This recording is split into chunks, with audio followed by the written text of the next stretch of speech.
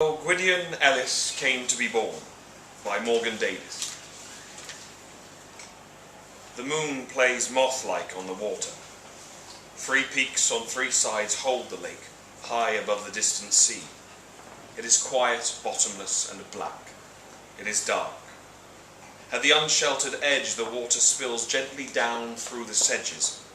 It gathers between the folds of the mountain and begins to move towards the trees.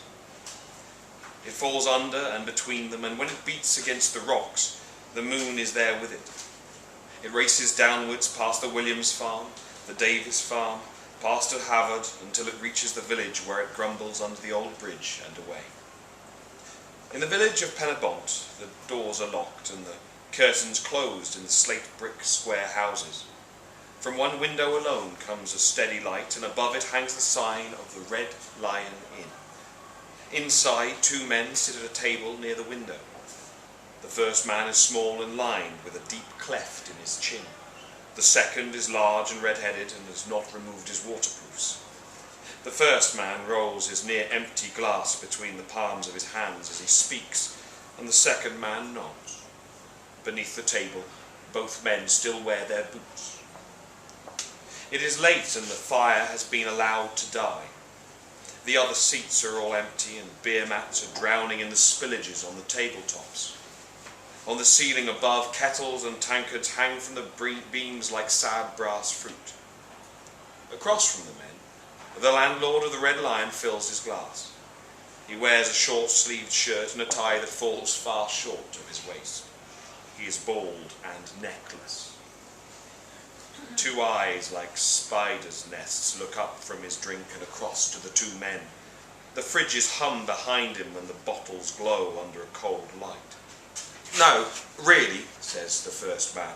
"It's just so deep, that lake up there, and these cave divers are mental." "And one of the divers got the bends?" the second man asks. "Yeah, he had to be airlifted to hospital." "Rubbish." "Seriously?" The 2 men stop talking and watch as the door in the far wall begins to tremble. Something heavy is coming down the stairs from the kitchen above. The thumping grows louder and the door swings open, shuddering as it strikes against a nearby table. The door is filled with a vast and heaving bulk of an enormous youth. He wears a stained and shabby apron the size of a bedsheet. His chunky white arms are wrapped around a large tub of what smells like old and overused frying oil, and the men watch as he waddles into the room like a bull on hind legs. His mouth is wide open as he passes the men, showing the mass of his beefy tongue behind it. The boy turns around to back through the door by the bar. There is no expression on the eyes set deep into his swollen face. The door closes behind him. The landlord grins and comes out from behind the bar, clutching his glass as he moves towards the men. He is full of his own hospitality and knocks his hip against a table, a mouthful of beer leaping from his glass. "That's Gwydion, that is." The landlord sways and smiles. "Works in the kitchen here, just changing the oil in the fryers." He points to their boots. "You been up Cavendish today?" "Yes, walked the 3 peaks in a circle round the lake," says the first man. "Mind if I join you?" The landlord does not wait for an answer, but bends forward and gropes behind him until he finds a chair. "I was just talking about the lake up there," says the first man. "It's unusual for a mountain lake to be so deep like that. Usually they're only a few metres deep." "He says some divers got the bends diving it," says the second man, pointing at the first. "They did," says the landlord. "What, and they had to be airlifted to hospital?" "That's right, they did." "I don't believe it," the second man says, drawing on his drink. "Why not?" says the landlord. "It's just rubbish, isn't it?" "It's not rubbish," he says. "No, it's not," says the first man. "It's a good story." "It's not even a good story," the second man says. "There's lots of good stories about the lake," the landlord says. 2 years ago they did the Cavendish challenge. Runners, all of them, queuing up to go running round the length of the ridge and down. They do the challenge in July, and we had a bright sunny day for it 2 years ago. And 3 people ended up being taken away in an ambulance. They got hypothermia in July. Well, that's not surprising, says the second man. How many miles an hour does the wind blow up there? Your story was worse than his. The smile finally falls from the landlord's face. The best stories are the ones that are never told, the first man says. You're very philosophical after 4 pints of double dragon, says the second man, pointing at the first man's glass. He's right, says the landlord. Some stories are only for certain people. You're as bad as him, the second man says. If you can't tell a story, then you haven't got a story. All right. You want a good story, do you? Says the landlord. I can tell you a good story. Is it true? The second man asks doubtfully. Yeah, it's true. I was there. Go on then, says the second man. The landlord looks behind him to the door that Gwydion left through, then leans closer. The smile appears again beneath the spider's nest eyes. Gwydion there, you saw come in, he's Gwydion Ellis's boy, from the Ellis farm, halfway up the path. You'll have passed it on your way up. He draws his chair closer to the table. Anyway, what happens is, Ian comes in here to drink like as a regular, and one day he comes in saying his wife said this dream. His wife, right, you should have seen her, like a barn door she was. The landlord spreads his arms out and puffs his cheeks. And she's not only big, she's mental. I mean, completely mental. And old Ellis starts telling us about this dream she's had. Well, apparently, she's dreamt that there's an aft bank in the lake on Cavendish. The men do not react. An aft bank, a lake monster. The second man shuffles in his seat. And this lake monster, she's dreamt that it's leaving the lake at night and coming down the mountain. Well, we all laughed, of course, and so did Ellis at first. But she kept having these dreams. More and more bonkers they were. Says the aft bank is coming for them. Says he's prowling round the farm at night. Ellis ends up clouting her, of course, get her to shut up, but she won't let go of this aft bank thing. Says it started sniffing at the door. She even starts going off up Cavendish all hours, collecting these flowers that she says will keep it away. The landlord is in full swing and jabs a gesture at them with each sentence. Anyway, Ellis is coming in here every night now, just to get away from how bonkers Mrs. Ellis is. But one night he comes in here asking for her. Says she's not at the farm, he can't find her anyway. No one's interested, like, because she's so mental, and off he goes again. Later on, near closing time though, he's back again, looking really worried. He says to the lads in here that Mrs. Williams saw her going up the mountain earlier, and he thinks she's still up there.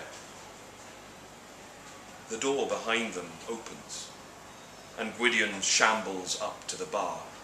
The landlord barks something angrily at him in Welsh. He goes behind the bar and pulls a packet of nuts from the display hanging there. The landlord grabs one of the sodden beer mats and flings it at Gwydion. It misses him, but he comes out from behind the bar, leaving the way he came with his packet of nuts. The landlord continues his story. So, group of us lads get together with Ellis and we get some torches and Davies fetches his dogs and we all go out up the path. Pitch black night it was and cold up there. We went up through the trees and onto the mountain, all calling for Mrs. Ellis, shining torches and the dogs running round. All of a sudden we hear this scream blown towards us on the wind. He pauses and his spider eyes move from the first man to the second and back. We went on up further until we could see the lake in the distance and we hear more of these screams, so we get closer.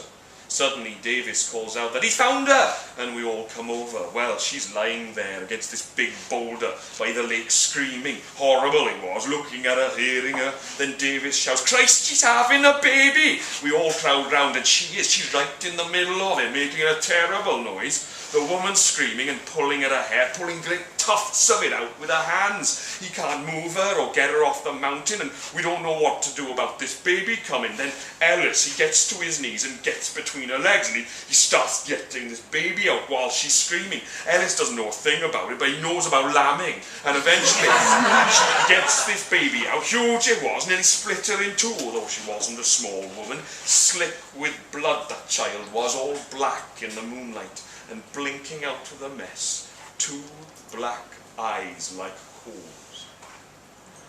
The landlord slumps against the back of his chair.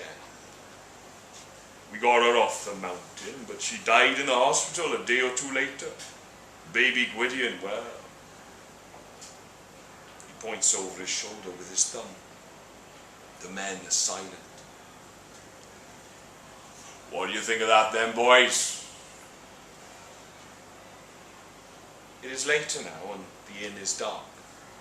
The one cold light still glows behind the bar, and the fridges are still humming as the landlord leaves. He steps out into the courtyard. Above him, a single orange lantern gives a feeble light. It shows the fine rain now falling gently onto him. In the distance, the stream cries as it falls under the bridge. The door to the outhouse is open. Gwydion! The landlord moves towards the open door and calls into the blackness of the outhouse. Gwydion! He moves forward into the darkness and paws the stone wall for the light switch. He holds his other hand out in front of him. It touches something soft and clammy. He pulls his hand back, but something grasps his wrist. He cries out and he's shoved against the wall. He feels a great weight pressing against him and shrieks as his face is crushed against the stone. You know, you shouldn't tell, says the voice in his ear. The landlord grunts and bleats. He feels himself being dragged backwards, and the great weight presses on him again until his knees give way and he bends forwards. His head plunges into the drum of stinking oil. He kicks and quivers, and his arms wave helplessly above him like searching antennae. The oil sloshes violently and bubbles as his breath escapes. He draws it deep into his mouth and nose. It fills his lungs and his limbs shudder. The struggling subsides, and the body, now limp, is released and falls heavily to the floor. The tub of oil upturns and the liquid oozes out.